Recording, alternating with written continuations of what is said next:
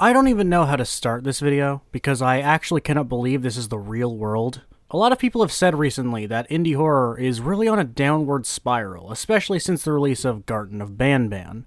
Although I have agreed with this over the last while, I truly and honestly did not believe it would get this bad. This is the rare case where I'm hesitant to talk about a game because I don't think it deserves attention, but it has somehow already been played by the likes of Dako and Fusion Z Gamer. Today I am talking about a game that I would give the tremendous award for Laziest Mascot Horror Game 2.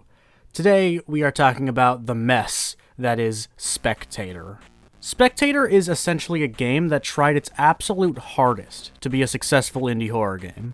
It completely rips its format from a game called I'm on Observation Duty, and copies locations and characters from a variety of other indie titles. There's a FNAF location, a Slenderman location, a Backrooms location, a Poppy Playtime location, a generic asylum that is likely based on Outlast, and a generic haunted house almost definitely based on Phasmophobia. To really explain how lazy this game is, this video will be broken up into 3 sections: the locations within the game, the gameplay, and the artwork and visuals.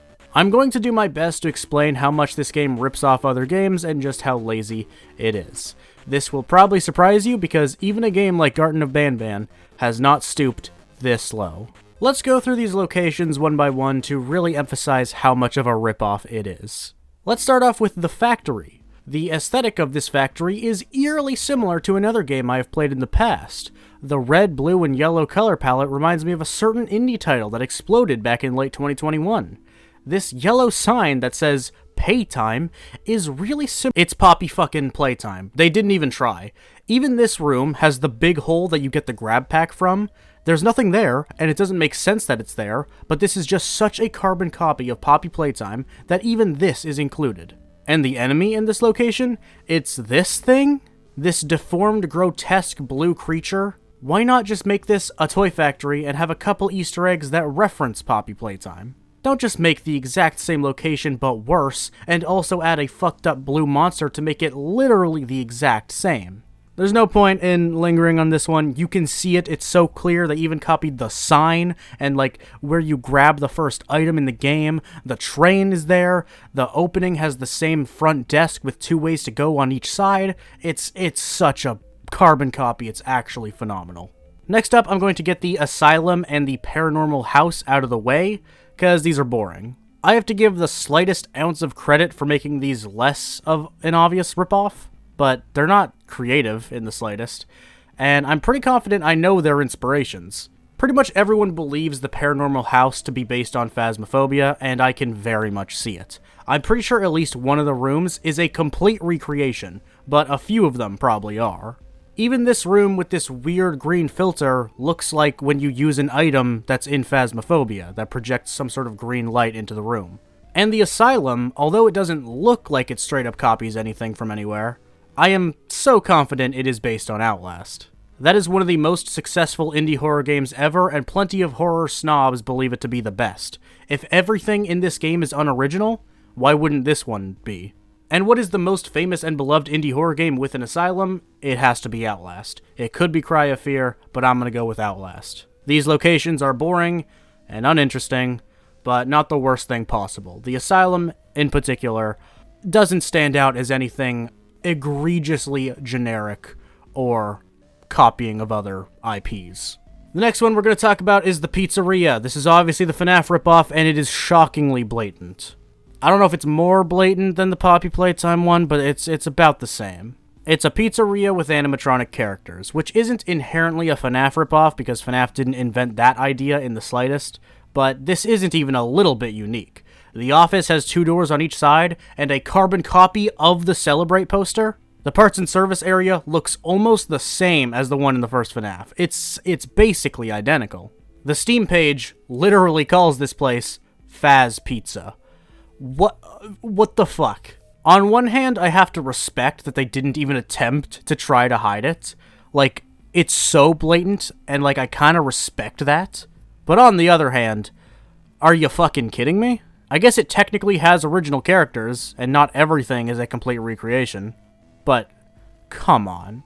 The second to last to cover is the forest, which is certainly more of a graveyard than a forest. This is the Slender Man one, and it also didn't exactly try. It's just a forest/graveyard, and Slender Man exists in it. This one isn't quite as funny because it's not as stupid. The FNAF one and the Poppy Playtime one had to avoid copyright with random rushed mascot characters, so it's really laughable. But since no one can own Slender Man, this one could get away with just being Slender Man. From an unironic and super generous perspective, this is probably my favorite location. It doesn't feel as lazy, and it looks fine. You may have said to yourself there, though, but most of them look at least fine. We'll get to that. For now, we have the final location, the back rooms. It is the back rooms. Not sure what else there is to say here, but it is certainly the back rooms. So those are the locations within the game. They really don't offer an ounce of creativity or originality. It'd be one thing if this was a way of paying homage to some of the biggest indie horror games, but it simply isn't. Even if that was the intention, which I assure you it wasn't, it is simply stealing entire designs from other games. There was no effort put into making these areas feel like something unique, nor are they high quality or creative remakes of classic games. They are just blatantly stolen to attract the audience that those other games already have. But now we get to talk about the gameplay. You could argue this is the saving grace of the game, but it is also blatantly stolen from another game. Spectator is essentially a horror spot the difference game. You monitor a location with cameras, and if something seems out of place, you select what anomaly the change applies to. If an object is a different size than it was before, you select resize. If there is now blood somewhere on the camera, you select blood. If there's a monitor or painting that is showing something different than it once did, you select monitor/drawing. You get the idea. This personally isn't for me. I find this pretty boring and uninteresting, and my crippling ADHD is certainly not a huge fan of it either.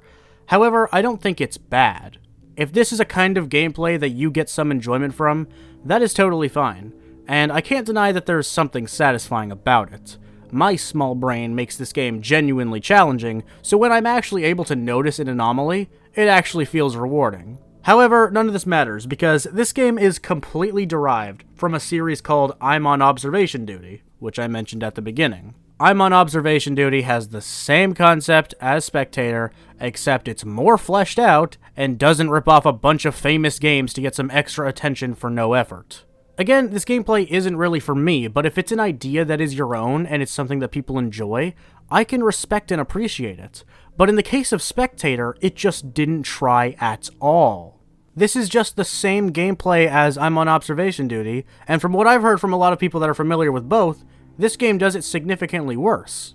And it would be one thing if the gameplay was the same as I'm on Observation Duty. It would still be a direct ripoff, but if it was just that, it wouldn't matter as much. You could argue it's just inspired by. But the fact that everything in this game is ripped off of something higher quality than it, makes this just an additional reason to discredit it.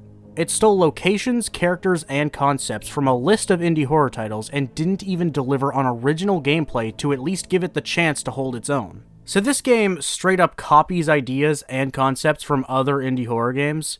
That is outrageous. There is no way it could get worse, right? Fuck you, wrong. A lot of this game is AI generated. I'm not here to talk about the morality of AI art. I do not support AI-generated art just as a concept, but that's not really my point here. There's a more thorough conversation to be had about this on a purely moral basis. But again, we don't even have to worry about that, because my point is that this game is outrageously lazy. I know that most, if not all, of the actual artwork featured in this game is AI-generated. That's why it doesn't look especially awful, but features a lot of the details you'll see in AI art that make it not as great.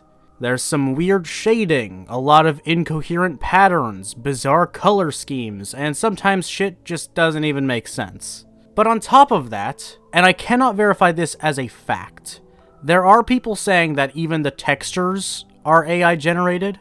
Again, I cannot prove this to be true, but would it really even surprise you? An outrageous amount of this game is stolen, there is AI generated art featured in the game, and there aren't even credits. Like, you cannot find out who actually helped make this game come to life. There are no credits on the Steam page. There are no credits in the game itself, and there are no socials to be found related to this dev. They have no prior games, they have no social media accounts linked, there are no social media accounts under the name of the developer, there is no way of finding out who actually worked on this game. So it's really not hard to believe that basically no one did, and it was just done lazily. This game, Spectator, is made as cheaply and as lazily as possible. It is actually kind of baffling that this game exists. That's going to be the end of this video. I truly believe Spectator to be the laziest indie horror game we have seen so far. My standards have been lowered so heavily by games like Garden of Banban, and this truly shocked me with how little it tried. Garden of Banban at least credits its assets and can be played for free. Spectator doesn't have a single thing to offer, and it's $15. This is the most low-effort cash grab we have seen in this field, and that is saying a lot. Although I don't have positive feelings towards developers like the Euphoric Brothers and Mob Games, this is the game that I especially urge people to not support. There isn't really even anything funny about how bad this one is. I guess I can laugh at the Poppy Playtime and FNAF ripoffs, but it's just truly embarrassing. Thank you so much for watching. Please hit the like button if you had a good time. It really helps me out. And hit the subscribe button if you want to see more of the garbage I put out into the world. And if you would like to go the extra mile, become a channel member for perks and access to our weekly members-only streams. Thank you for watching once again. I will see you guys next time.